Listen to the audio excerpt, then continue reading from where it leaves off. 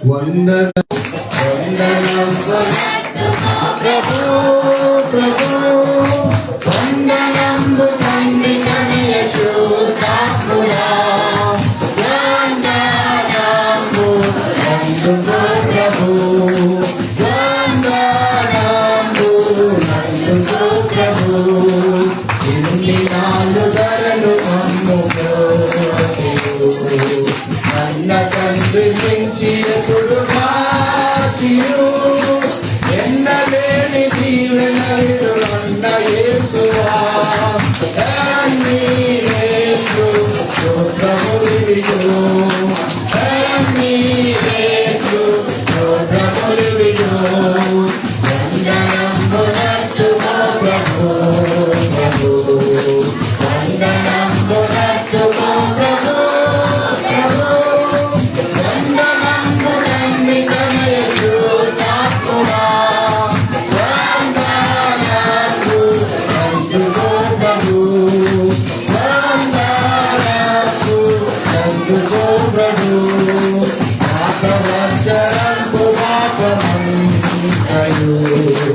వీటిని బంధించి నమ్ముగావుము నూతనాత్మములను నీదు నీటి నొసగుమా దాదా క్రీస్తు నాదరక్షక దాదా క్రీస్తు నాదరక్షక వందనంబునట్టుము ప్రభు ప్రభు వందనంబునట్టుము ప్రభు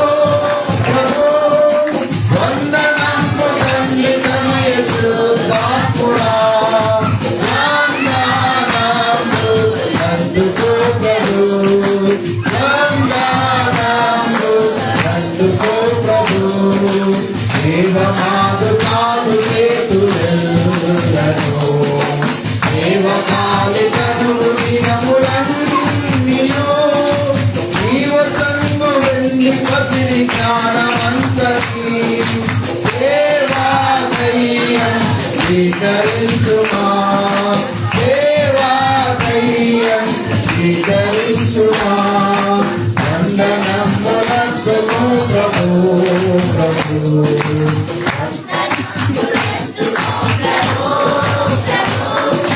వందనము తండ్రి తనయ శుద్ధాత్ముడా వందనము నందుకో ప్రభు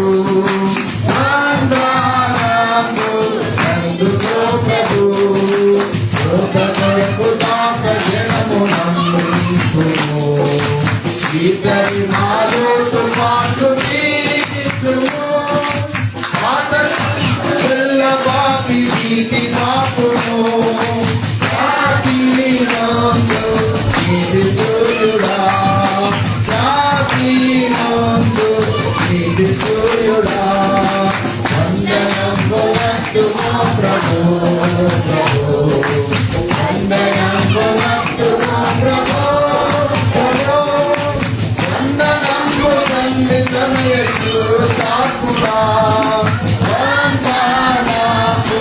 అందుకో ప్రభు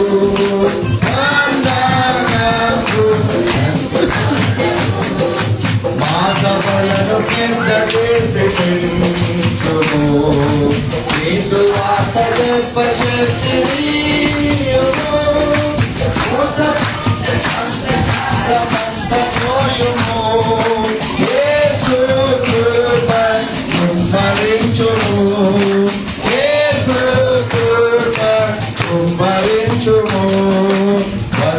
వందనమునట్టుము ప్రభు ప్రభు వందనమునట్టుము ప్రభు ప్రభు వందనము తండ్రి తనయ శుద్ధాత్ముడా వందనము అందుకో ప్రభు వందనము అందుకో ప్రభు. దయచేసి అందరూ కూర్చోండి.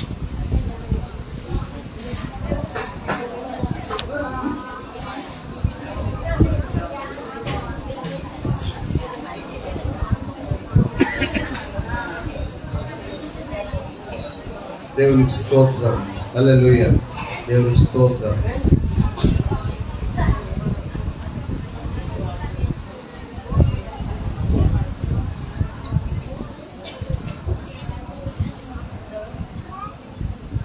దేవుని బిడ్డలారా, మిమ్మల్ని అందరినీ చూస్తుంటే చాలా సంతోషంగా ఉంది. అందరూ హ్యాపీగా ఉన్నారా? ఉన్నట్టుగా ఉన్నారా? హ్యాపీగా హ్యాపీ న్యూ ఇయర్ అని చెప్పుకుంటాం కదా. అందరు చెప్పుకున్నారా? అందరు విష్ చేసుకున్నారా? ఓకే, దేవునికి స్తోత్రం. పిల్లలు చేసుకుంటున్నారా? హ్యాపీ న్యూ ఇయర్ అని చెప్పుకున్నా చెప్పండి. దేవుని బిడ్డలారా, వీళ్ళందరినీ చూస్తుంటే నాకేమనిపిస్తుంది అంటే, చాలా మంది చూస్తుంటే యేసయ్య శిష్యులు గుర్తుకొస్తారు. యేసయ్య శిష్యులు ఏం చేసేవారు తెలుసా? యేసయ్య లేనప్పుడు ఊకే కొట్లాడేది. యేసయ్య లేనప్పుడు ఏం చేసేవారు? ఊకే కొట్లాడేవారు. మరి మనకు 4 బెంచీలు ఉన్నాయి. ఎన్ని బెంచీలు ఉన్నాయి? 4 బెంచీలు ఉన్నాయి. మరి స్థలం కొరకు కొన్నిసార్లు కష్టపడుతున్నట్టు అనిపిస్తున్నది. మరి దేవుని చిత్తం అయితే మనకు చాలా బెంచెస్ రాబోతున్నాయి. అందరు నమ్మిన వాళ్ళందరూ దేవునికి హల్లెలూయా చెప్పారు. దేవునికి స్తోత్రం, హల్లెలూయా.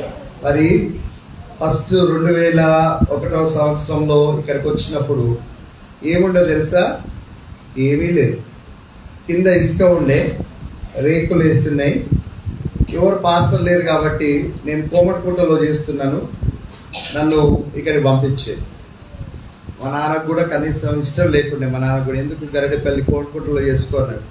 కానీ ఇంతమంది దేవుని దగ్గరికి నడిపించడానికి దేవుడు నన్ను నిలబెడతాడని నాకు తెలియదు. దేవునికి స్తోత్రం, హల్లెలూయా. దేవుని బిడ్డలారా, వచ్చినప్పుడు మన దగ్గర ఏమీ లేదు. కొన్ని రోజులైనా బండలు వేసిన తర్వాత ఇంకా చిన్నమ్మాయి వాళ్ళ దగ్గర ఒక స్టూల్ ఉండే. ఆ స్టూల్ ఒక్కటి తీసుకొచ్చి ఇక్కడ పెట్టుకొని దాని మీద ఒక టవల్ అన్న ఏదైనా వేసుకొని నేను ఇక్కడనే కింద కూర్చునేది. ఈ పిల్లలందరూ సండే స్కూల్ పిల్లలందరూ వచ్చేవాళ్ళు. ఎవరు ఉండేవారు కాదు. ఇప్పుడు ఎవరు అంటే వంశీ వచ్చేవాడు, వినయ్ వచ్చేవాడు, నాగార్జున వచ్చేవాడు, నాగార్జున వాళ్ళ అన్న, తర్వాత రాజు వాళ్ళు కూడా కొన్ని రోజులు అయిన తర్వాత వచ్చేది, వీరబాబు, రెండుగిరి నాగరాజు, వీళ్ళందరూ, మమత, ధనలక్ష్మి, తర్వాత వీళ్ళు కొంత చిన్నోళ్ళు కదా. తర్వాత మెల్లమెల్లగా వీళ్ళందరూ వచ్చేది. అప్పుడు కరుణాంటి వల్ల చిన్నమ్మను పెద్దమ్మను, మరి ఆ ఒక్కటే వచ్చేది. పెద్దవాళ్ళు ఎవ్వరు లేకపోయేది. సండే స్కూలే అంత పిల్లలతోనే. అందరు నన్ను ఏమనేది అంటే పిల్లల పాస్టర్ అని మా సంఘంలో చర్చిలో, పెద్ద చర్చిలో అనేటువంటి వారు. ఇప్పుడు ఏమంటారు అంటే గడ్డపల్లి సంఘం ఇంత పెద్ద సంఘం అయిందా, గడ్డపల్లిలో ఇంతమంది ఉన్నారా అని అంటున్నారు. తర్వాత కొన్ని రోజులైన తర్వాత సీమోన్ కూడా యాడ్ అయింది. తర్వాత ప్రశాంత్ వాళ్ళు, క్రికెట్ చేయబట్టి ప్రశాంత్ వాళ్ళు యాడ్ అయింది. ఇట్లా చాలా మంది. ఫస్ట్ క్యాంప్కి నేను తీసుకెళ్ళినప్పుడు, పరకాలకు తీసుకెళ్ళినప్పుడు మా దగ్గర అసలు సంచులు కూడా లేవు, బ్యాగ్స్ కూడా లేవు. కవర్లల్లో పూలదండలు వేసే కవర్లల్లో బట్టలు పెట్టుకొని వచ్చేది పిల్లగారు. అంటే అటువంటి పరిస్థితి ఉండే. ఆ తర్వాత అదే సమయంలో నేను ఏం చేశానంటే, సుధాకర్ పీవీసీ పైప్స్ ఉంటాయి కదా, ఆ పైప్స్తో వాళ్ళు తయారు చేసేటువంటి ఆ బస్తాలు ఉంటాయి కదా, ఒక్కొక్కటి ఎంతో ఉండే, అవి కొనుక్కొచ్చి బస్తానే కలిపి నేనే కుట్టిన. మా ఇంట్లో మిషన్ ఉండే, సూర్యాపేటలో కుట్టి అవి మందంగా ఉండే. చాలా రోజులు వచ్చినాయి. అప్పుడు మేము కింద కూర్చోకుండా పట్టాల మీద కూర్చునేటట్టు ఏర్పడ్డాయి. తర్వాత 2010లో ఇప్పుడు 12 పిట్టబాబు గారు 2 బెంచెస్ చేపించారు.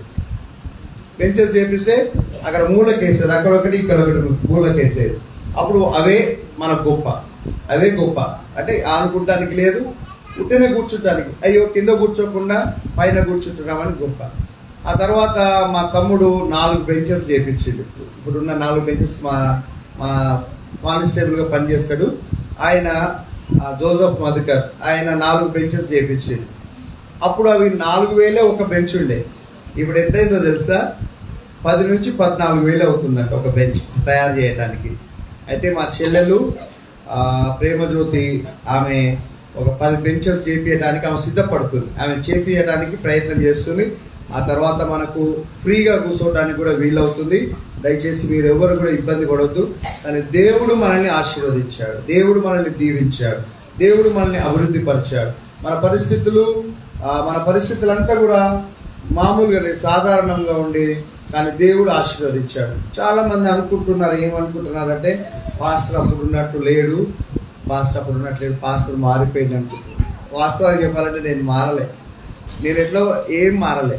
ఎందుకంటే మా విద్యక్ అని ఒక అక్క, మా అత్త ఉంటుంది, నువ్వు అసలు ఏం మారలేదు, నీ ప్రవర్తనలో ఏమాత్రం మార్పు లేదు, నువ్వు చిన్నప్పుడు ఎట్లా ఉన్నావు ఇప్పుడు కూడా అట్లనే ఉన్నావు. నా మనసు నిజంగా చెప్పాలంటే అట్లనే ఉంది, ఏ మాత్రం తేడా లేదు. ఇప్పటికి కూడా అప్పుడు ఎట్లా పిల్లలతో పనిచేసేవాడినో ఇప్పుడు కూడా పనిచేస్తాను. పొద్దున 2 గుండీలు కడిగిన నేనే. వంటైన వచ్చి పాస్టర్ గారు నువ్వేందుకు కడుగుతున్నావు అంటే ఆయనకు తెలియదు నేను కడుగుతాను అంటే. ఎప్పుడు మామూలుగా ఎప్పుడు కాదు, మీరు మొన్న అందరూ అన్నం తినిపోయారు అంటే నేను గొప్ప చెప్తలేదు, మీరు అందరూ అన్నాలు తినిపోయారు. సాయంత్రము ఎవరో ఒకరు హెల్ప్ చేస్తారు. ఈసారి ఎవరు చేస్తారంటే రాకీ, రాహుల్, నేను, రాము, ఈ 4 కలిసి మీరు తిన్న ఇస్తరాకుల్లో అన్నమంతా ఇట్లా తీసి పక్కకి తీసి 2 చేతులతో పని చేసుకొని ఆ ఇస్తరాకులన్నీ ఒక బస్తాలో కుక్కి 2 బస్తాల్లో కుక్కి నైట్ 12 గంటల వరకు ఆ ట్రాక్టర్లో వేసి మనం వండుకున్న గిన్నెలన్నీ కడిగినాం. మనమే కడిగి ఆ రోజు కడిగినాం. కొన్నిసార్లు వంశీ కడుగుతాడు, ఈరోజు నాగార్జున, కొంతమంది పిల్లలు కడిగారు. అంటే ఏం మారలే, పాస్టర్ ఏం మారలే. హిందూ అంటది ఒకసారి, హిందూ ఏమంటారంటే పాస్టర్ అసలు మేమే మారినట్టున్నాము, అందుకే మీరు మారినని మేము అనుకుంటున్నాం, కానీ మీ స్వభావం మారలే. నా స్వభావం నిజంగానే మారలే. నేను అంటే ఎట్లా ఉన్నానో అట్లనే ఉన్నా, పరిస్థితి ఎట్లా ఉన్నానో. కాకపోతే కొన్నిట్లో అభివృద్ధి కావచ్చు, కొన్నిట్లో మాకు అప్పుడు ఏమీ లేకుండే. ఇక్కడ అమ్మగారు అయితే మంచాలు అడ్డం పెట్టుకొని స్నానం మీద చేయడానికి అంత కష్టం అనేది. ఆంజనేయులు అనేటువంటి ఆయన అనేది, అయ్యో అమ్మగారికి ఎంత కష్టమవుతుంది ఇక్కడ పాపం అనేది. కానీ దేవుడు రూమ్ కట్టుకోవటానికి, కిచెన్ కట్టుకోవటానికి, తర్వాత బాత్రూమ్స్ ఏర్పాటు ఇవన్నీ మెల్లమెల్లగా మనం చేసుకున్నాం. కాబట్టి మనము ఎప్పటికీ కూడా గొప్పలకు పోవద్దు. ఎప్పటికి కూడా సంతుష్టి సహితమైన దైవభక్తి గొప్ప లాభ సాధనమైంది. అంటే ఏమున్నా దాంతో తృప్తి పడి ఉండాలి. ఏమున్నా దాంతో ఏం కలిగి ఉండాలా? తృప్తి కలిగి ఉండాలా. మనం నాకు అది లేదు, ఇది లేదు, అట్లుంటే బాగుండు, ఇట్లుంటే బాగుండు అని మనము అనుకోకూడదు. దేవుడు అభివృద్ధి పరుస్తాడు. అదే రీతిగా నేను చేసిన ఈ అభివృద్ధి అంట ఎవరు చేసిర్రు చెప్పండి? నేను చేసిన అనుకుంటున్నారా? దేవుడు చేసిండు. ఎవరు చేసిర్రు?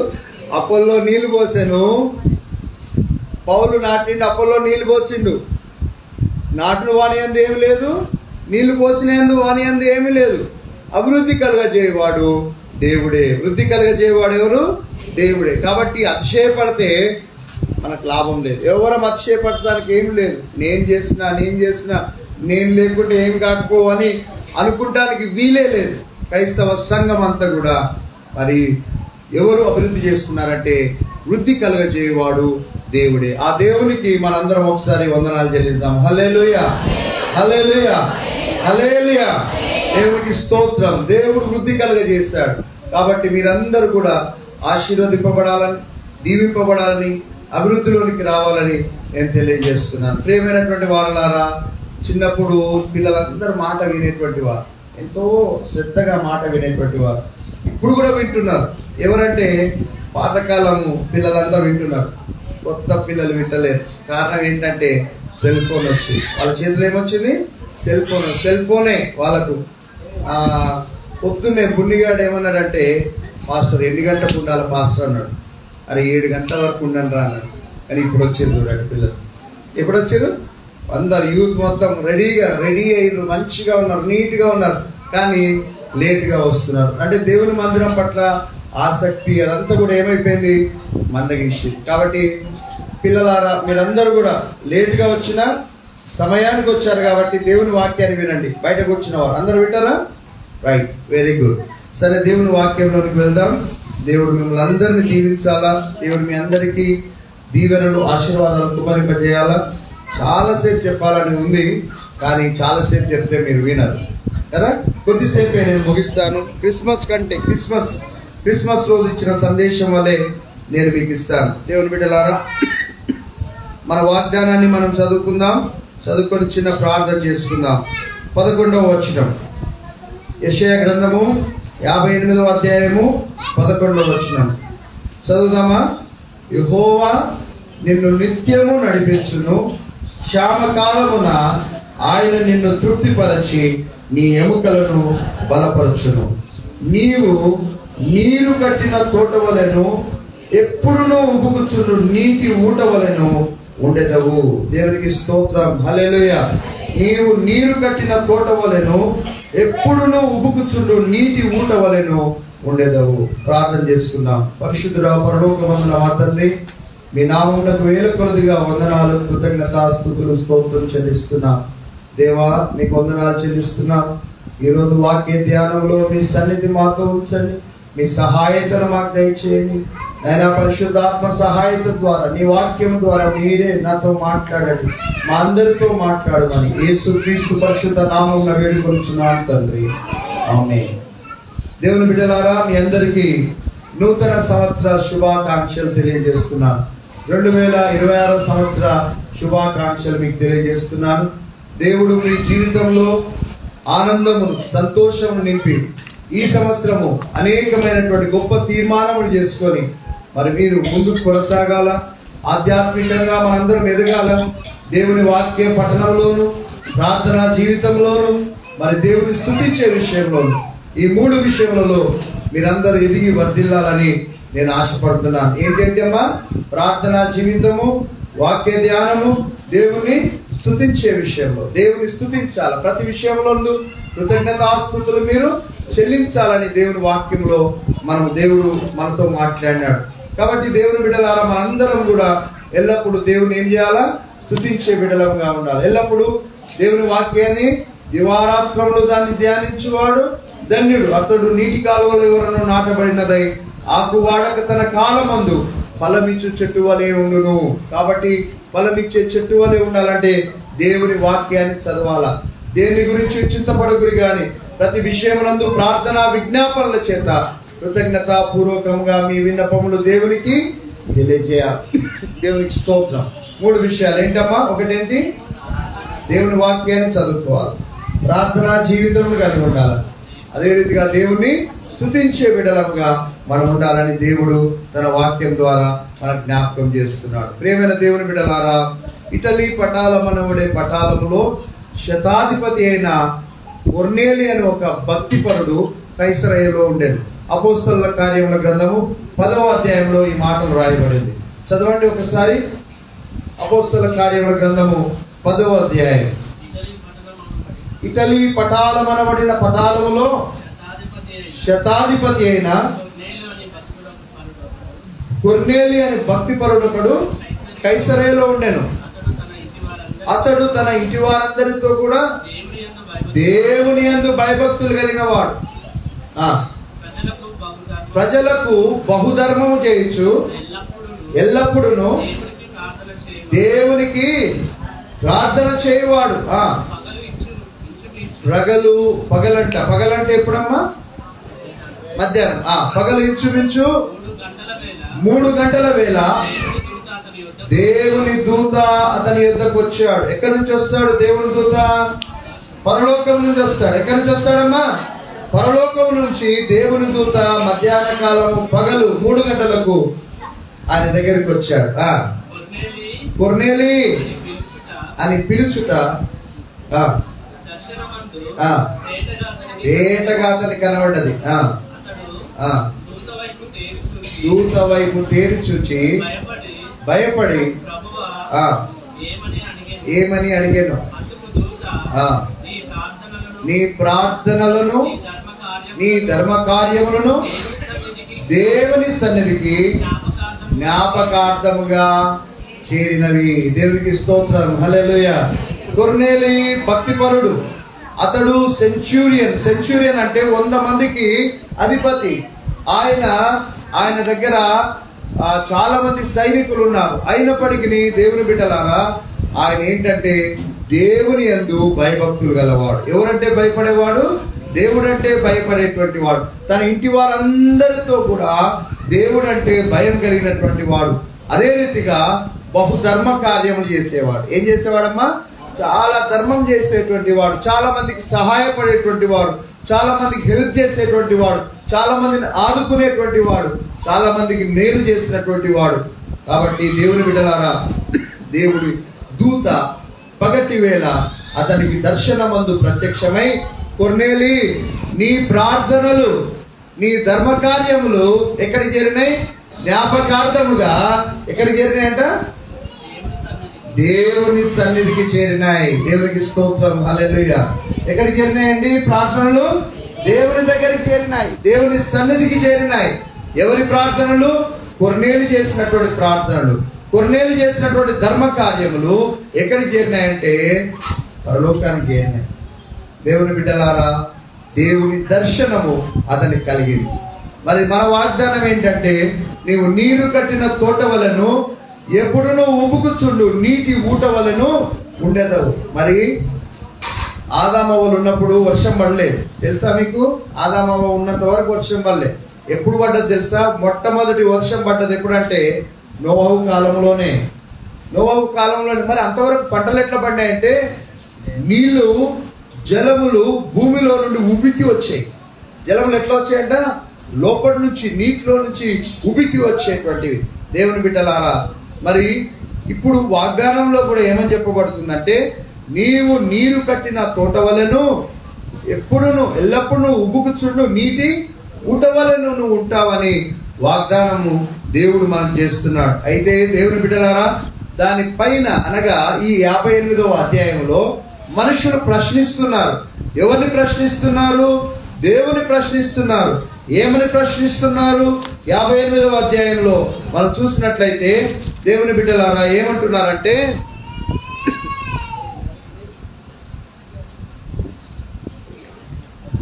అదే అమ్మా ఒక ప్రశ్న దేవుణ్ణి వేస్తున్నారు.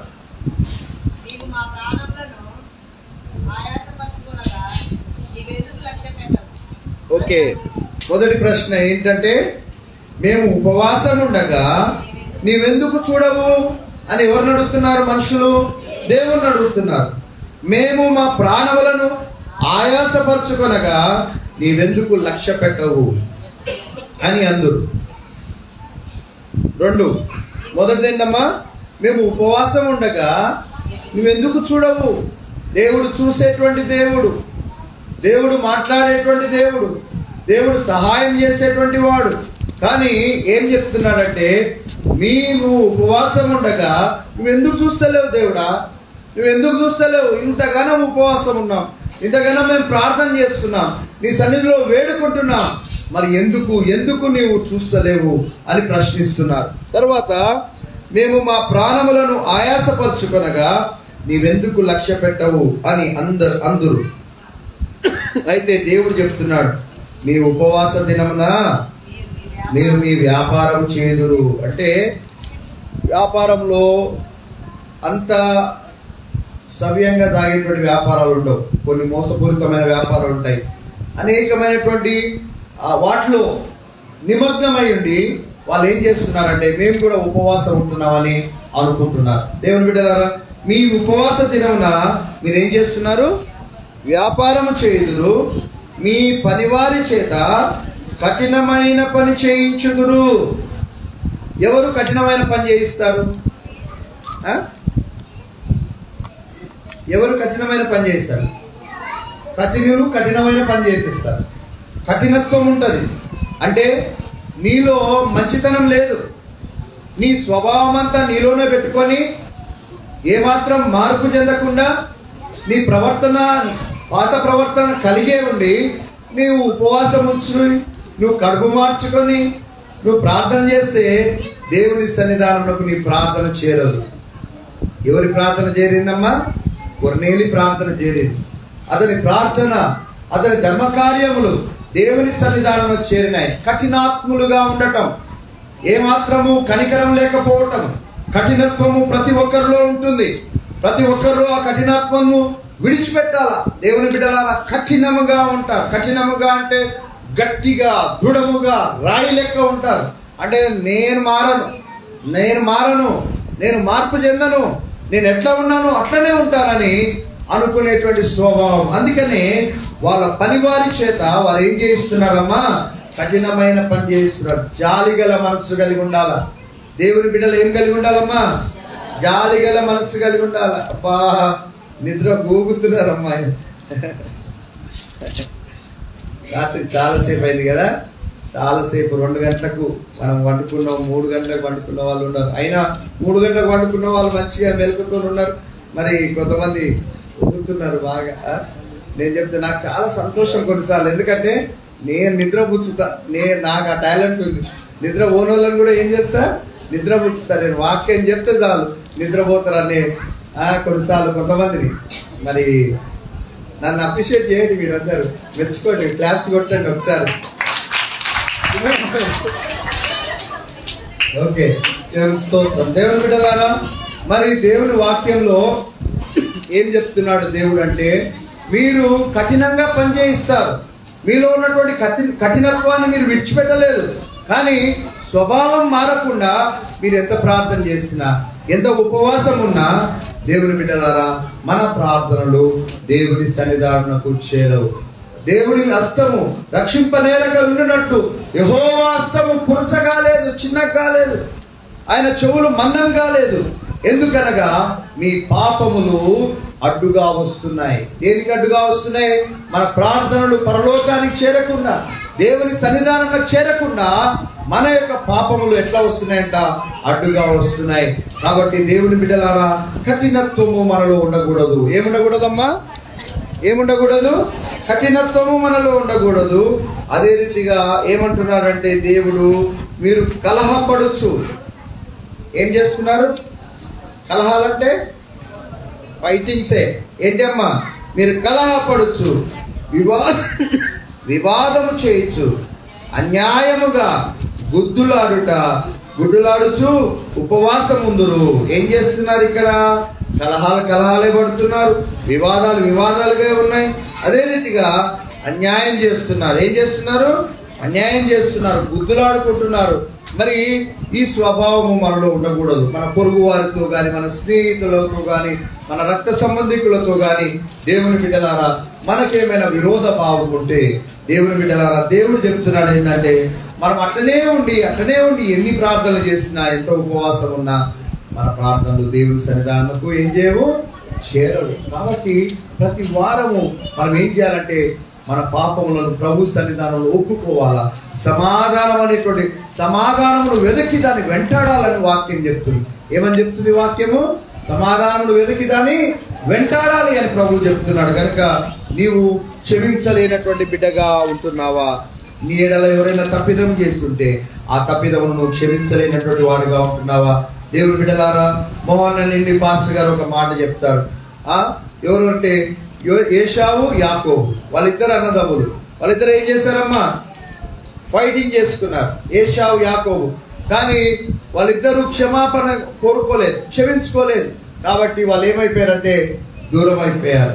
అదే రీతిగా ఇష్మాయేలు, ఇస్సాకు వారిద్దరు కూడా క్షమించుకోలేకపోయారు, ఒకరినొకరు క్షమించుకోలేకపోయారు. కాబట్టి వాళ్ళిద్దరు కూడా విడిపోయారు. కానీ ఒక సహోదరుడు ఉన్నాడు, ఆయన పేరు యోసేపు. ఆయన పేరు ఏం పేరు? యోసేపు. ఆయనను అన్యాయంగా అన్నలు ఏం చేశారంటే, అన్యాయంగా అసూయపడి అతని గుంటలో పడేశారు, చంపాలనుకున్నారు. ఆ తర్వాత అతను ఏం చేశారంటే అమ్మేశారు. ఏం చేశారమ్మా? అమ్మేశారు. ఆయన జీవితంలో, మన జీవితంలో ఇటువంటి మార్పులు అనేకం కలుగుతాయి. ఆ రోజు యోసేపు ఏం చేస్తున్నాలా? మంచిగా స్నానం చేస్తున్నాలా, ముఖం కడుక్కున్నాలా, అన్నలకు టిఫిన్ పట్టుకొని పోదాం. అన్నలకు ఏం చేస్తున్నాడు? టిఫిన్ పట్టుకొని పోదాము, మా అన్నలు ఎక్కడున్నారో చూద్దామంటే వాళ్ళ అన్నలు అక్కడ లేరు. ఆ దోతాన్లో ఉన్నారంటే దోతానికి వెళ్ళి టిఫిన్ ఇద్దామని పోయినాడు. దేవుని బిడ్డలారా, మళ్ళా ఎప్పుడు కూడా వాళ్ళ ఇల్లును చూడలే, వాళ్ళ దేశానికి రాలేదు. అర్థమైందా అమ్మా? ఎంత మార్పు చూడండి. మనం కూడా మన జీవితాల్లో కూడా చాలా మార్పులు వస్తాయి. అటువంటివి మనం అనుకుంటాం, ఏదో చేద్దాం అనుకో ప్రయత్నం చేస్తుంటాం, ముందుకు సాగితే మళ్ళీ ఎప్పటికి కూడా రానటువంటి పరిస్థితి. 420 సంవత్సరాల తర్వాత యోసేపు యొక్క ఎముకలు వాళ్ళ దేశానికి వచ్చాయి. చచ్చిపోయిన తర్వాత ఆ ఎముకలు వచ్చాయి, కానీ యోసేపు రాలేదు. అంటే పరిస్థితుల్లో మార్పులు ఎన్ని వస్తాయి. ఆ యోసేపు ఒకానొక సమయంలో అన్నలు ధాన్యం కొరకు ఆ దేశానికి వచ్చారు. యోసేపు ఆ దేశంలో రాజుగా ఉన్నాడు, ఆ దేశంలో అధికారిగా ఉన్నాడు. కానీ యోసేపు ఏం చేసిండు తెలుసా? అన్నలందరూ భయపడుతుంటే అన్నలను క్షమించాడు. దేవునికి స్తోత్రం, హల్లెలూయా. అన్నలను ఏం చేశాడండి? క్షమించాడు. సొంత అన్నలే మోసం చేశారు, అమ్మేశారు. కానీ అన్నలను క్షమించడం ద్వారా ఆ 12 తెగలు, ఆ 12 ట్రైబ్స్ అందరూ కూడా ఏకముగా ఉండగలిగారు. వాళ్ళు ఇశ్రాయేలు దేశముగా వాళ్ళందరూ 12 ట్రైబ్స్, 12 గోత్రములు, వాళ్ళందరూ ఏకముగా ఉండి ఐక్యతతో యూనిటీగా ఉండడానికి కారణం ఏంటంటే క్షమాపణ, క్షమాపణ, క్షమాపణ. ఇది చాలా కష్టమైనటువంటిది. నేను క్షమించలేను, నా జీవితంలో నేను ఎన్నడూ క్షమించను, నా జీవితంలో ఎప్పటికీ క్షమించను, నేను సస్తా కానీ నేను క్షమించను అని చాలా మంది తీర్మానాలు చేసుకుంటారు. చాలా మంది దృఢమైనటువంటి తీర్మానాలు చేసుకుంటారు. ఆ దృఢమైన కఠినమైనటువంటి తీర్మానాలు ఈ రోజు ఏం కావాలంటే బద్దలు కావాలా, ఈ రోజు అవన్నీ ఏం కావాలంటే తునిగిపోవాలా, అవన్నీ ఏం కావాలంటే మెత్తగా కావాలా. రాతి గుండెలు, కఠినమైనటువంటి గుండెలు ఏం కావాలంటే మాంసపు గుండెలుగా కావాలా. దేవుని బిడ్డలారా, కఠినమైనటువంటి మనస్తత్వం కలిగి ఉండి నువ్వు ఉపవాసం ఉండి ప్రార్థన చేస్తే నీ ప్రార్థన దేవుని సన్నిధానమునకు చేరదు. ఏమని రాయబడిందమ్మా? మీ పనివారి చేత కఠినమైన పని చేయిస్తారు, మీరు కలహపడతారు, వివాదం చేస్తారు, అన్యాయంగా గుర్తులాడతారు. ప్రతి కుటుంబంలో ఇది ఉన్నది, ప్రతి వ్యక్తిలో ఇది ఉన్నది. ఇలాంటి స్వభావం ప్రతి ఒక్కరిలో ఉన్నది. దేవుని బిడ్డలారా, కఠినత్వం అనేటువంటిది ప్రతి వ్యక్తిలో ఉన్నది.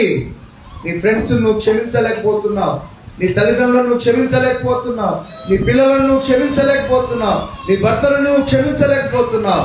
ఏదో కఠినమైనటువంటి మనస్తత్వము, దాని ద్వారా నువ్వు సాధించేది ఏమీ ఉండదు. కానీ దేవుని యొక్క దీవెనలు కోల్పోతావు. అదే రీతిగా దేవుని బిడ్డలారా, ఏమని రాయబడిందంటే మీ కంఠధ్వని పరమున వినబడినట్లు మీరు ఇప్పుడు ఉపవాసం ఉండరు. మీరు ఉపవాసం ఉంటున్నారు కానీ ఆ రీతిగా ఉండలేదు అని చెప్తున్నాడు. అట్లనే అట్టి ఉపవాసం నాకు అనుకూలమా? దేవుడు కూడా ప్రశ్నిస్తున్నాడు. మీరు అట్లా చేసుకుంటూ ఉంటా, మీరు కఠినమైనటువంటి పని చేయించుకుంటూ, వివాదాలు పెట్టుకుంటూ, గుద్దులాడుకుంటూ, కలహపడుచు ఆ రీతిగా ఉపవాసం ఉంటే నాకు ఇష్టమా? మనుషుడు తన ప్రాణమును బాధపరచుకోవలసిన దినము అట్టిదేనా? ఒకడు జమ్ము వలె తల వంచుకొని, గోనె పట్ట కట్టుకొని, బూడిద పరుచుకొని కూర్చుంట ఉపవాసమా? ఒకవేళ బూడిద వేసుకుంటారు, ఆ దినాల్లో ఏం చేసేవారంటే బూడిద మీద పూసుకునేవారు. ఉపవాసం గోనె పట్ట కట్టుకునేవారు, తల కింది కొంచుకునేటువంటి వారు. తల కింది కొంచుకొని గోనె పట్ట కట్టుకొని బూడిద పూసుకుంటున్నావు కానీ స్వభావం మారుతుందా? స్వభావం మారుతుంది. స్వభావం మారకుండా నువ్వు ఎంత వేషం వేసినా దేవుని బిడ్డలారా, దేవుని సన్నిధికి మన ప్రార్థన చేరదని వాక్యం మనకు సెలవిస్తుంది. అదే రీతిగా దేవుడు ఏం చెప్తున్నాడంటే దుర్మార్గులు కట్టిన కట్లను విప్పుటయు, కాడిమాను మోకులు తీయుటయు, బాధింపబడిన వారిని విడిపించుటయు, ప్రతి కాడిని విరగొట్టుటయు నేను ఏర్పరచుకున్న ఉపవాసం. అంటే దేవుని బిడ్డలారా, దుర్మార్గులు అంటే సాతాను కావచ్చు. సాతాను ప్రతి ఒక్కరిని కట్లు కట్టాడు. వాడు ఏం చేశాడంటే కట్లు కట్టాడు. లేకపోతే చాలా మంది ఆ కట్లు కడతారు. ఎందుకంటే మనకు బానిసలుగా చేసుకోవడానికి కట్లు కడతారు. వాళ్ళను ఏమంటారంటే దుర్మార్గులు అనవచ్చు. ఒకసారి నేను చిన్నగా ఉన్నప్పుడు పాదిరి బంగ్లా దగ్గర, పాదిరి బంగ్లా అని సూర్యాపేటలో పాదిరి బంగ్లా అని అంటారు. ఆ మిషనరీ బంగ్లాలోనే మేము నివాసం చేశాం చాలా రోజులు. ఎందుకంటే మరి మున్సిపాలిటీ వాళ్ళు వచ్చి ఆ బిల్డింగ్ ను స్వాధీనం చేసుకోవాలన్నప్పుడు మా పెద్దనాయన చాలా మంచిగా ఇంగ్లీష్ వస్తుంది, ఆయన ఆపేసిండు ఆ బంగ్లాను. వాళ్ళ సామాన్ అంతటి కూడా ఆపేసి మాది ఇది మిషనరీ బంగ్లా అని అంటే కొన్ని రోజులు స్కూల్ నడిపినాం. దానిలో ఉన్నప్పుడు చాలా మంది గుంపుగా రోడ్డు మించి పోతుంటే ఒక వ్యక్తిని కొడుతున్నారు. అట్లనే ఒక వ్యక్తి ఇట్లా నడుచుకుంటూ పోతుండగానే మా పెద్దనాయన ఎందుకో గుర్తుపట్టారా, నీ చేతులు లేపురా అంటే చేతులు లేపితే ఆ చేతిలో కట్లు కట్టి ఉన్నాయి. ఆ చేతులకు ఏం కట్టున్నాయి? తాళ్లతో కట్టి వాళ్ళు కొట్టుకుంటూ తీసుకుపోతున్నారు. ఒక మాదిగ వ్యక్తి పాపం మా దగ్గర స్కూల్లో పనిచేసేటువంటి వాళ్ళ కొడుకు. అయితే ఎందుకు తీసుకెళ్తున్నా అంటే అతడంట వాళ్ళ దగ్గర కొద్దిగా అప్పు తీసుకున్నాడు. ఆ డబ్బులు తీర్పనందుకు ఆ వ్యక్తిని ఏం చేశాడంటే కట్లు కట్టి తీసుకొని వెళ్తున్నాడు. దేవుని బిడ్డలారా, వాడిని తీసుకెళ్ళని నాకెందుకులే అని కూడా అనుకోవచ్చు. కానీ దేవుని బిడ్డలారా, దేవుని వాక్యంలో మనం చూస్తే ఏం చేస్తారంటే దుర్మార్గులు కట్టిన కట్లను ఏం చేయాలా? విప్పాలి. ఎట్లా విప్పబడతాయి అవి? ఎట్లా విప్పబడతాయి? దుర్మార్గుడు కట్టుకట్టి, ఎందుకు కట్టుకట్టినావు అని అంటే, నాకు 10,000 రూపాయలు అప్పున్నది, అందుకే నేను కట్టుకట్టాను అంటే ఎవరు భరించాలి? వాడు కట్టలేడు, ఎవరు భరించాలి? 10,000 కాదు, అప్పుడు 1,000 రూపాయలు ఎంతో ఉంది అంతే, చాలా తక్కువ. కానీ మా పెద్ద ఆయన ఏమన్నాడు తెలుసా? నేను ఇస్తా, వాడిని కట్టు, ఫస్ట్ ఇప్పండి అని గట్టిగా వాళ్ళకి అనే వరకు వాళ్ళు బెదిరిపోయి ఆ కట్ల నింపేసారు. ఆ డబ్బులు ఆయన పే చేశాడు. అంటే దుర్మార్గులు కట్టిన అలాంటి కట్ల చేత బంధింపబడినటువంటి వారు అనేకులు ఉంటారు. అంటే ఎన్నో దుర్వ్యసనాలతో కట్టబడినటువంటి వారు, లేకపోతే ఇంకా అనేకమైనటువంటి వాటితో కట్టబడినటువంటి వారు ఉంటారు. ఆ కట్లను విప్పేటువంటి బాధ్యత ఎవరిది? దేవుని బిడ్డలమైన మనది. దేవుని బిడ్డల అనేకమైన కట్ల చేత కట్టబడినటువంటి వారు చాలా మంది ఉంటారు. చిక్కుల్లో ఇరుక్కున్నటువంటి వారు ఉంటారు, ఇబ్బందుల్లో ఇరుక్కున్నటువంటి వారు ఉంటారు. కాబట్టి దేవుని బిడ్డలారా, దుర్మార్గులు కట్టిన కట్లను విప్పుటయు దేవునికి ఇష్టమైన ఉపవాసం అండి. ఈ దుర్మార్గులు కట్టిన కట్లను విప్పుటయు, కాడిమాను మోకులు తీయుటయు. అంటే కాడిని మోస్తుంటే ఎడ్లకు ఎంత బరువు అవుతుంది తెలుసా? చాలా బరువుతుంది. ఆ మోకులు ఏం చేయాలంట? తీసేస్తే అవి ఫ్రీ అవుతాయి. అంటే ఎవరైతే ప్రజలు బాధపడుతున్నారో, హింసింపబడుతున్నారో, భారము వారి మీద మోపబడుతుందో, ఆ భారాన్ని మనము ఏం చేయాలంటే తీసేసేటువంటి బిడ్డలంగా ఉండాలా, సహాయపడేటువంటి బిడ్డలంగా ఉండాలా, వారు దాంట్లో నుంచి బయటికి రావడానికి ప్రయత్నం చేసేటువంటి వారుగా ఉండాలా. మిషనరీస్ చేసింది అదే, దేవుని సేవకులు చేసింది అదే. ఏం చేశారంటే మనలాంటి గ్రామాల్లో ఇప్పుడు ఇట్లా ఉన్నాం, కానీ ఒకప్పుడు ఇట్లా లేవు. మన అసలు నీళ్లు కూడా తాగేది కాదు, మన బావులు మనకి ఉండేవి తెలుసా? అసలు నీళ్ళు ఎక్కడైనా తాగాలంటే ఎంతో కష్టం. అలాంటి పరిస్థితులు, మనం కూడా చాలా రోతగా ఉండేటువంటి వాళ్ళము, పైన అంగి కూడా ఉండేటువంటిది కాదు. ఇలాంటి పరిస్థితులు, భయంకరమైన పరిస్థితులు ఉన్నప్పుడు ఆ భారం నుంచి తప్పించడానికి దేవుని సేవకులు ఎక్కడి నుంచో వచ్చి వారు ఏం చేశారు తెలుసా? మొట్టమొదటిగా మనల్ని చదువు నేర్పించారు, వైద్యం చేశారు, అదే రీతిగా హాస్టల్స్ లో పెట్టుకొని భోజనం పెట్టారు. వాళ్ళలో నుండే వారు చదువుకొని మంచి స్థితిలోనికి వచ్చారు. అప్పుడు ఆ మోకులన్నీ కూడా ఏం చేయబడ్డాయి? విరవబడ్డాయి. ఆ మోకులు ఏం చేయబడ్డాయి? భారం పెట్టారు. ఉట్టనే తీసుకొని పోయి వీడి పనికిరి ఉండాలా, వీడి జీతం ఉండాలా అని మోకులన్నీ కూడా, ఆ భారం అంతా కూడా మన మీద ఉన్నప్పుడు దేవుని బిడ్డలారా ఏం చేయబడ్డది? కాడిమాను మోకులు మనం ఏం చేయాలా? తీయాలా. బంధింపబడిన వారు, భారంతో మోసుకునేటువంటి వారిని మనము విడిపించేటువంటి వారంగా ఉండాలా. బాధింపబడిన వారిని విడిపించుట. బాధింపబడిన వారిని ఏం చేయాలమ్మా? ఎవరైతే బాధలో ఉంటారో, కష్టాల్లో ఉంటారో, నీ చేతనైతే నీకు విడిపించుటకు నీకు సామర్థ్యం ఉంటే నువ్వేం చేయాలంటే సహాయపడాల. అదే రీతిగా ప్రతి కాడిని విరగగొట్టాల. అదే నేను ఏర్పరచుకున్న ఉపవాసం కదా దేవుడు అంటున్నాడు. అంటే ఎవరి మీద భారం ఉండకుండా, ఎవరి మీద ఆ కాడి అనేటువంటిది ఏంటంటే బరువుతో కూడినటువంటిది, భారముతో కూడినటువంటిది, శ్రమతో కూడినటువంటిది. ఎవరైతే శ్రమ పడుతున్నారో, ఎవరైతే కష్టపడుతున్నారో, క్రైస్తవునిగా నువ్వేం చేయాలంటే వారికి సహాయపడాలా. అది నిజమైన ఉపవాసం. నిజమైన ఉపవాసం బూడిద పోసుకొని నేను ఉపవాసం ఉన్నాను మొక్కలు అందరికి కనబడేటట్టు చేస్తే నీ ప్రార్థనలు దేవుని సన్నిధానం చేరు. నీ యాక్షన్స్ లో ఉండాలా, నీ యొక్క చర్యలలో ఉండాలా, నీ యొక్క క్రియలలో ఉండాలా, మంచితనం నీలో ఉండాలా. అప్పుడు దేవునికి అది నిజమైన ఉపవాసం. ఉపవాసం అంటే ఏంటంటే దేవునికి దగ్గరగా నివసించుట. దేవునికి దగ్గరగా నువ్వు నివసించేటువంటి నీవు నీ ప్రవర్తనలో మార్పు లేకుండా కఠినంగా ప్రవర్తిస్తూ, వివాదములు రేపుతూ, కలహపడుతూ నేను ఉపవాసం ఉంటానంటే నీ ఉపవాసం చెల్లదు. దేవుని బిడ్డలారా, నీ ఉపవాసం ఏంది? నువ్వు దేవునికి సమీపంగా ఉండలేవు. అప్పుడు నీవు నీరు కట్టిన తోట లెక్క ఉండలేవు. కాబట్టి జాగ్రత్తగా ఉండాలని దేవుడు మనకు జ్ఞాపకం చేస్తున్నాడు. ప్రియమైన దేవుని బిడ్డలారా, ఇంకా కొన్ని వచనాలు కింద ఉన్నాయి. మనం ఇవన్నీ చేసినప్పుడు ఎంత ఆశీర్వదింపబడతామో చూద్దాం.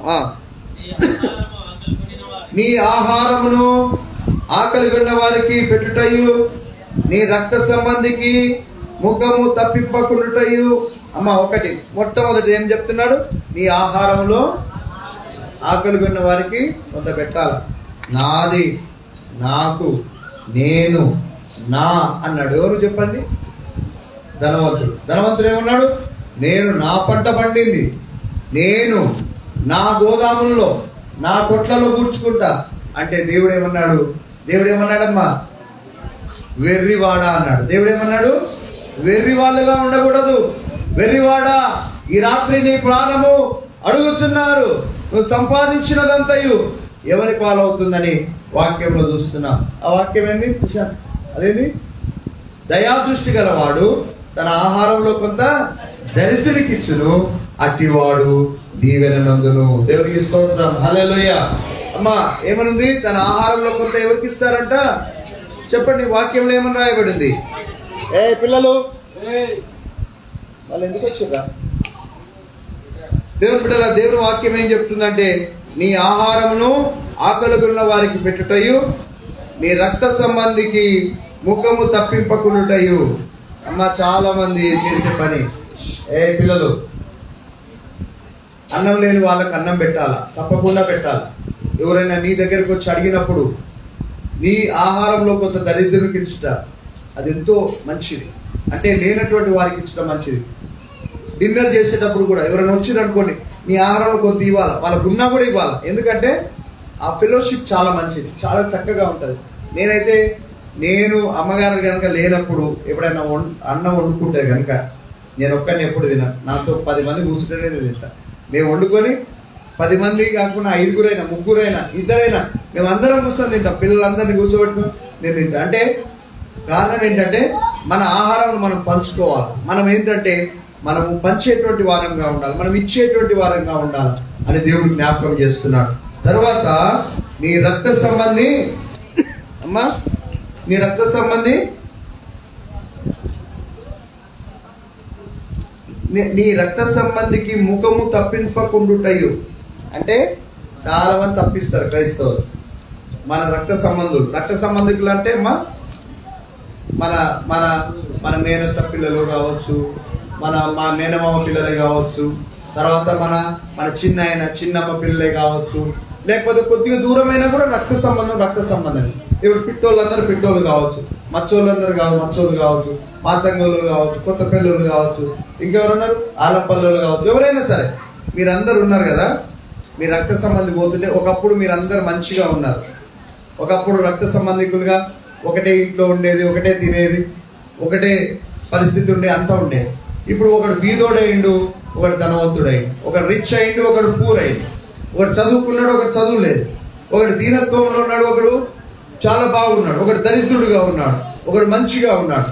అలాంటి పరిస్థితుల్లో వీడొచ్చిండేంద్రా నాయన, వీడు కనబడ్డాడేంద్రా నాయన, వీడు కనబడాడని వాడిని చూడకుండా ఏం చేద్దాము? ఒక్కసారి ఇటు మళ్తే వాడు వెళ్ళిపోతాడు. నువ్వు ఎదురుగా చూసావు, నువ్వే చూసావు, వాడు చూడలేదు. అయినా కూడా దేవుడు చెప్తుంది ఏంటంటే, నీ రక్త సంబంధికి నీ ముఖము తప్పింపకూడదు. అమ్మ పాప త్వరగా రాదు అట. అమ్మ మీరు వినాలి, మీ రక్త సంబంధికి ఏం చేయొద్దంట? నీ ముఖం అంటే రక్త సంబంధికుడు కనబడ్డప్పుడు, నీ చుట్టం కనబడ్డప్పుడు నీ ఇంటికి పిలుచుకోవాలా. నీ రక్త సంబంధి అమ్మా మాట ప్లీజ్, నీ రక్త సంబంధి కనబడ్డప్పుడు నువ్వేం చేయాలా? జయమ్మ వింటున్నావా? నీ రక్త సంబంధి కనబడ్డప్పుడు ఏం చేయాలా? నీ ఇంటికి పిలుచుకోవాలా. నువ్వు కనీసం మాట్లాడాలా. వాడెందుకులే, వీడెందుకులే, వీడేవాళ్ళే, వాడేవాళ్ళే అని మనం అనుకోకూడదు. నీ రక్త సంబంధికి నీ ముఖం తప్పించకూడదు. నీ శత్రువు ఎద్దు గుడ్డలో పడితే నువ్వు కూడా వాళ్ళతో పాటు సహాయపడి దాన్ని పైకి లేపాలంట. దేవుడు చెప్పేది మాటలు. కాబట్టి నీ రక్త సంబంధికుడికి నీ ముఖము తప్పింపకూడదు. ఎంతమంది ఎన్నిసార్లు తప్పించారు జ్ఞాపకం చేసుకోండి, తెలుస్తుంది. వాడేంద్ర వీడి తాగుబోతు ఎవరిని కూడా మనము అసహించుకోకూడదు, ఎవరిని కూడా మనము పక్కన పెట్టకూడదు. మనం ఎవరినైనా ప్రేమించేటువంటి వారంగా ఉండాలి. కాబట్టి మరి ప్రాముఖ్యముగా రక్త సంబంధికుల విషయంలో మనం ఏం చేయాలంటే ముఖం తప్పించకూడదు. అది నిజమైన ఉపవాసం. ఇంకా చదవండి అమ్మా. దిక్కుమాలిన బీదలను నీ ఇంట చేర్చుకొనుటయు, వస్త్రహీనుడు కనబడినప్పుడు వారికి వస్త్రములు ఇచ్చుటయు, ఇదియే కదా నాకు ఇష్టమైన ఉపవాసము. దేవునికి స్తోత్రం, హల్లెలూయా. దిక్కుమాలిన బీదలని కనబడ్డప్పుడు నీ ఇంట్లో వాడిని చేర్చుకోవాలంటే ఈ దినాల్లో అయితే కష్టమే. ఈ దినాల్లో అయితే ఏంటి కష్టమే. మా చుట్టాలు, అమ్మగారుల చుట్టాలు ఎవరు లేరని చెప్పి ఒకరిని చీర తీస్తే బంగారం అంత ఎత్తుకపోయాడు వాడు. ఇంట్లో ఉన్న బంగారం అంత ఎత్తుకపోయాడు. ఇంకా పిల్లని ఏం చేయలేదు. ఇంకా పిల్లని వాళ్ళ ఇంట్లో చిన్న పిల్ల ఉండే, చిన్న పాప ఉండే, ఆమె ఏం చంపలేదు. కాబట్టి ఎవరో అని చీర తీస్తే అట్లని కాదు. దేవుని ఉద్దేశం ఏంటంటే వాళ్ళకు కూడా సహాయపడాలి. ఎవరైనా దిక్కు లేనటువంటి వారు ఉంటే వాళ్ళకు నువ్వు చేతనైనంత సహాయం చేయాలి. వస్త్రహీనుడు కనబడ్డప్పుడు ఏం చేయాలా? వస్త్రాలను ఇవ్వాలా. తప్పకుండా ఏం చేయాలమ్మా? ఈ దినాల్లో ఎవరు అట్లా కనబడతలేరు. ఎవరైనా కనబడ్డప్పుడు వాళ్ళకు మనం ఏం చేయాలంటే సహాయపడాలా. అది నిజమైన ఉపవాసం. ఏదన్నమా నిజమైన ఉపవాసము? దిక్కుమాలిన బీదలను, విధవరాండ్లను మన ఇంట చేర్చుకోవడం. ఇదే కదా నాకు ఇష్టమైన ఉపవాసము. దేవుని బిడ్డలారా, ఇప్పుడు చదవండి ఏమని చెప్తున్నా. అలాగున నువ్వు చేసిన ఎడల నీ వెలుగు వేకువ చుక్కవలే ఉదయించును, స్వస్థత నీకు శీఘ్రముగా కలుగును. దేవుని బిడ్డలారా, నువ్వు స్వస్థత కొరకు కనుక నువ్వు చూస్తుంటే, నా నామం పెట్టబడిన నా జనులు తమను తాము తగ్గించుకొని వారి చెడు మార్గములను విడిచిపెట్టి నన్ను ప్రార్థించి వేడుకున్నట్లయితే వారి దేశమును నేను స్వస్థపరుస్తానని దేవుడు వాగ్దానం చేస్తున్నాడు.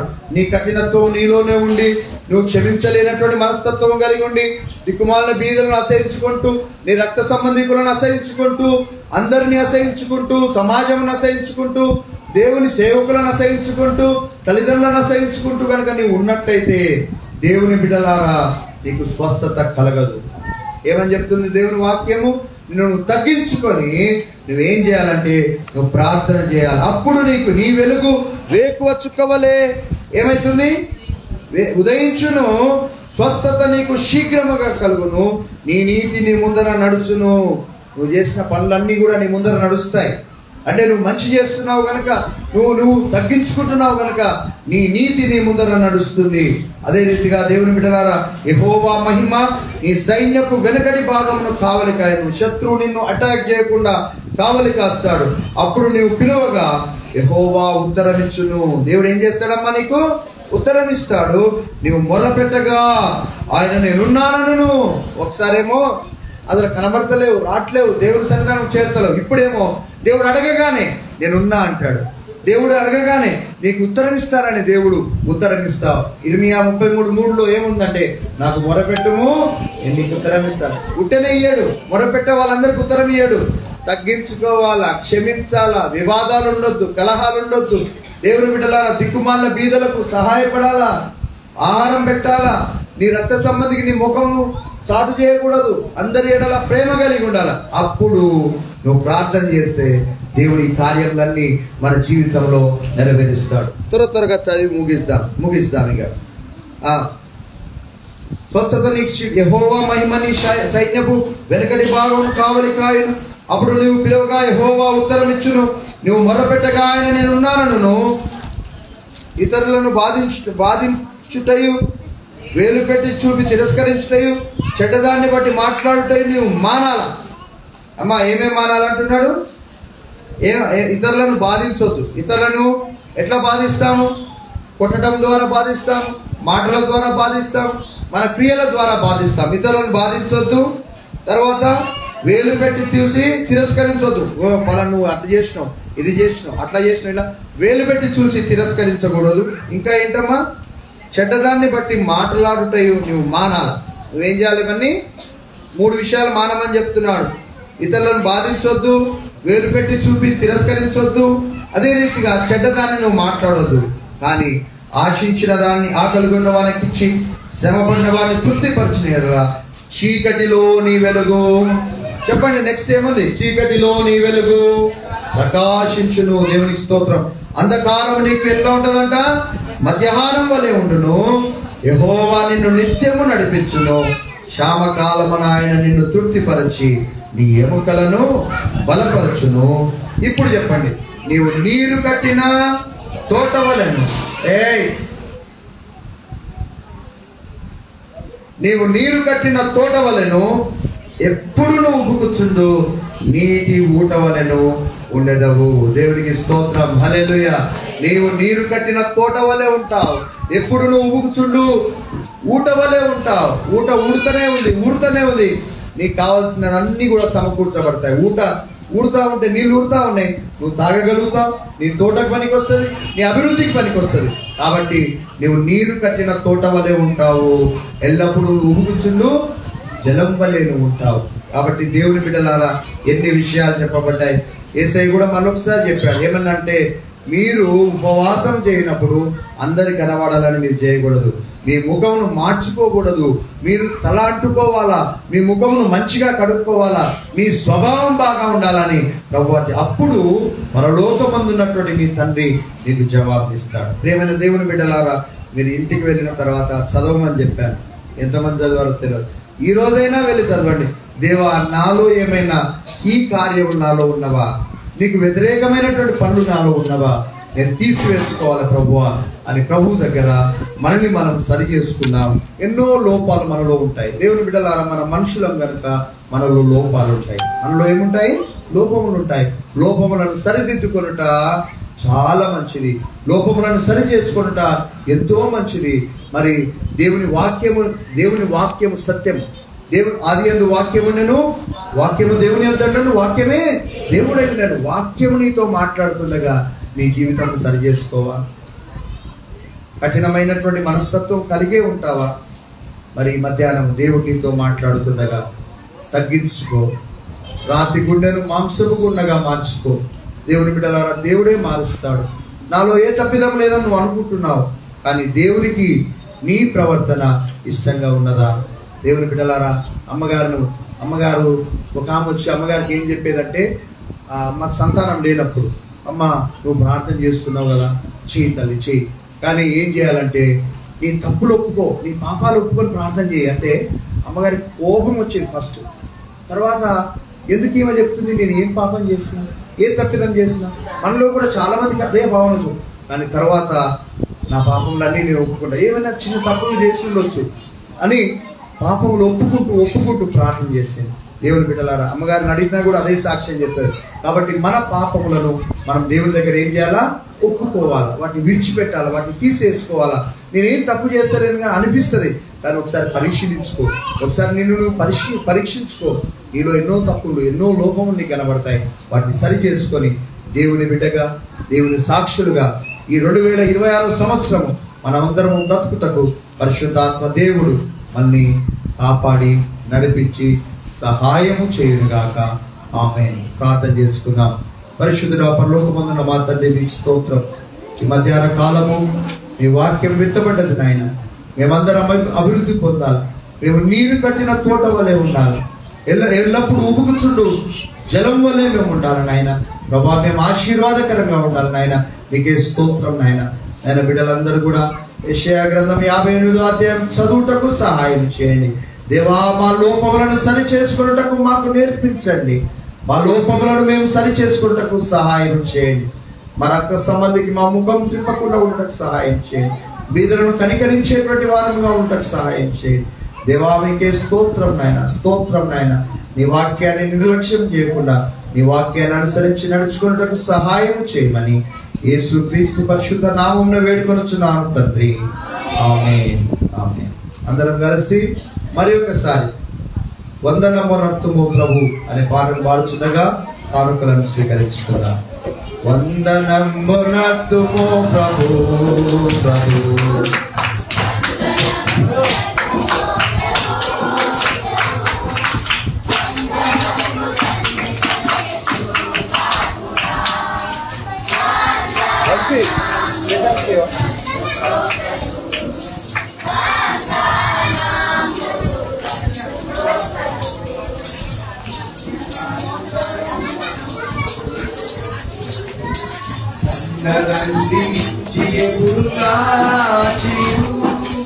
ఎన్నలేని దీవెనలెడు అన్న యేసువా, స్తోత్రములివిగో, స్తోత్రములివిగో.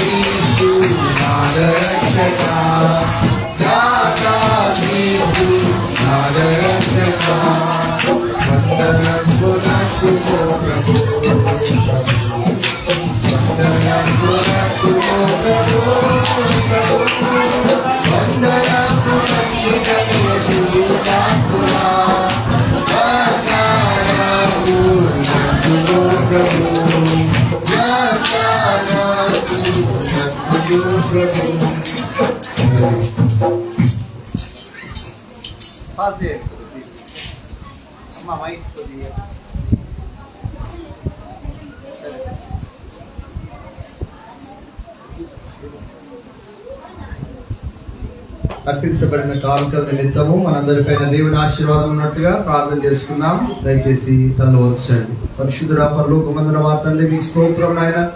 మీ ప్రియ బిడ్డలు ఈ నూతన సంవత్సరంలో మొట్టమొదటి దినమున కృతజ్ఞత కలిగి కృతజ్ఞతార్పణలు చెల్లించారు. బిడ్డలు మీరు దీవించి ఆశీర్వదించమని యేసుక్రీస్తు పరిశుద్ధ నామమున వేడుకొచ్చున్నాను తండ్రి. ఆమేన్.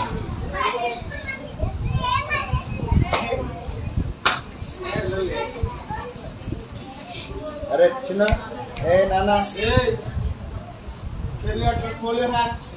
దేవుని బిడ్డలారా, మీరందరూ సంతోషంగా దేవుని మందిరంలో పాల్పొందినారు. మన వాగ్దానాన్ని ఒకసారి జ్ఞాపకం చేసుకుందామా? చెప్పండి. మీరు నీరు కట్టిన తోట వలెను, ఎల్లప్పుడూ ఉబుకుచుండు నీటి ఊట వలెను ముందు. యెషయా గ్రంథము 58వ అధ్యాయము 11వ వచనం. కానీ అవన్నీ చేయాలి. కానీ అవన్నీ చేస్తేనే నీటి ఊట వల్లే ఉంటాము, తోట వల్లే ఉంటాం. ఎట్లా? నీరు కట్టిన తోట వల్లే ఉంటాం. దేవుడు అందరిని దీవించును గాక. దేవుని బిడ్డలారా, ఇంకా ఆలస్యం ఏం చేయకూడదు. మనము మరి మన కొరకు భోజనము, చికెన్ బిర్యానీ రెడీగా ఉన్నది. కాబట్టి ఎవరు తొందర కూడా పడవద్దు. బయట కూర్చున్నటువంటి వారు, యవనస్తులు, తర్వాత అమ్మగారు, మీరందరూ కూడా సిద్ధం చేయండి. సిద్ధం చేసిన తర్వాత మెల్లగా వెళ్దాం. మనందరం కూడా మెల్లగా వెళ్దాం. మెల్లగా అంటే మరీ మెల్లగా కాదు. మరి ఇంకా బయట వాళ్ళందరూ వచ్చి తిన్నాక మనకు ఉండకుండా అవుతుంది. అట్లా కాదు. కాబట్టి మనం మెల్లగా, అంటే ఆత్రమాత్రంగా కాకుండా మెల్లగా మనం తిందాం. చర్చికి వచ్చిన ప్రతి ఒక్కరు కూడా మొదట భోజనం చేసుకోవాలా. ఎవరు కూడా మిస్ కావద్దు. దయచేసి నేను బాధపడతాను. ఎవరన్నా తినకుండా వెళ్తే నేను బాధపడతాను. కాబట్టి మీరు అట్లా కానియకండి. అందరూ మంచిగా సమృద్ధిగా మనం చేసుకున్నాం. కాబట్టి అందరం భోజనం చేసుకొని వెళ్దాం. అందరు లేచి నిల్చున్నట్లయితే స్తుతి కీర్తన, ప్రభు దగ్గర ప్రార్థన, ఆశీర్వాదంతో మనం సెలవు తీసుకున్నాం. ఆదివారం రోజున, మొట్టమొదటి ఆదివారము 4వ తారీఖు వస్తుంది. కాబట్టి 4వ తారీఖున మన దగ్గరికి ఒక గెస్ట్ కూడా రాబోతున్నాడు. మీరందరూ కూడా ఆ దినం కూడా రావాలా. ఆ దినము మనం క్రిస్మస్ కొరకు తెచ్చుకున్నటువంటి ఒక ఏట మిగిలింది. దాన్ని మనం ఆ రోజు చేసుకుందాం, 4వ తారీఖు. కాబట్టి మీరందరూ ఆ రోజు కూడా రావాలని మీ అందరికీ ప్రేమపూర్వకంగా తెలియజేస్తున్నాను.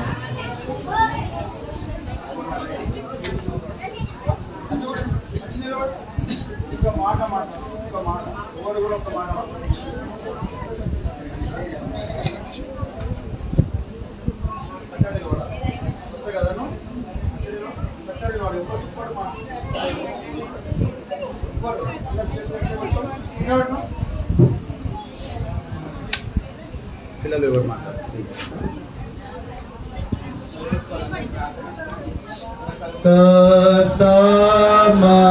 కర్తమమును దీవించి క్షేమమిచ్చి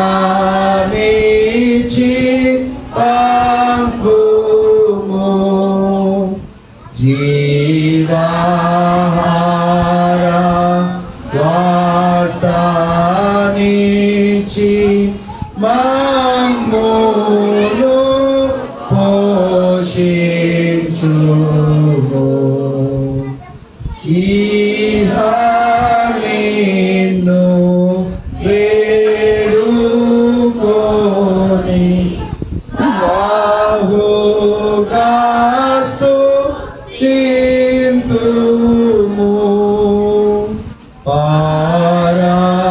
పరమందు చేరిక స్తోత్రము చెల్లింతుము. పరలోకమందున్న మా తండ్రి, ఈ నామము పరిశుద్ధపరచబడును గాక, ఈ రాజ్యం వచ్చును గాక, ఈ చిత్తం పరలోకమందు నెరవేర్చినట్టు భూమి మీద నెరవేరును గాక. మాకు కావలసిన ఆహారం మేము మాకు దయచేయము. మా రుణస్తులను మేము క్షమించిన ప్రకారం మా రుణములు క్షమించుము. మా ఉద్యోగంలోని ఆవశ్యత తప్పించుము. ఎందుకంటే రాజ్యము, బలము, మహిమ నిరంతరం నీవైనది తండ్రి. ఆమేన్. మన ప్రభువైన యేసుక్రీస్తు కృప, పరమ తండ్రి అయిన దేవుని ప్రేమ, పరిశుద్ధాత్మ యొక్క అన్యోన్య సహవాసం సదాకాలము మనందరికీ తోడైని నడిపించును గాక. ఆమేన్. ఆశీర్వాదంబు నా మీద వర్షింపజేయుమీశా.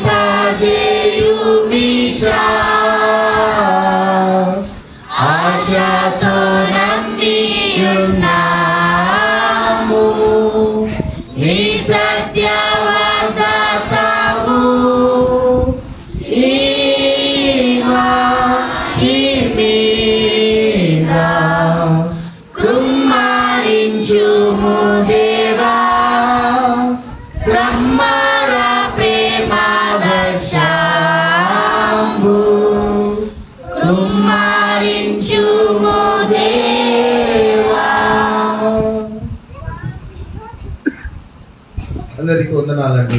దేవుడు మిమ్మల్ని అందరినీ దీవించుగాక. అందరికీ వందనాలు. బయట ఉన్న వారికి కూడా అందరికీ వందనాలు. దయచేసి ఎవరు బయటకు వెళ్ళొద్దండి. అందరు చర్చిలోనే కూర్చోవాలి ప్లీజ్. కొద్దిసేపు ప్లీజ్.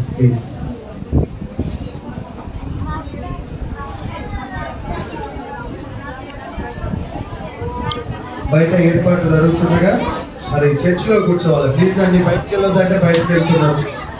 జయమ్మ గారు బయటికి వెళ్ళకండి ప్లీజ్. అందరూ లోపల కూర్చోండి.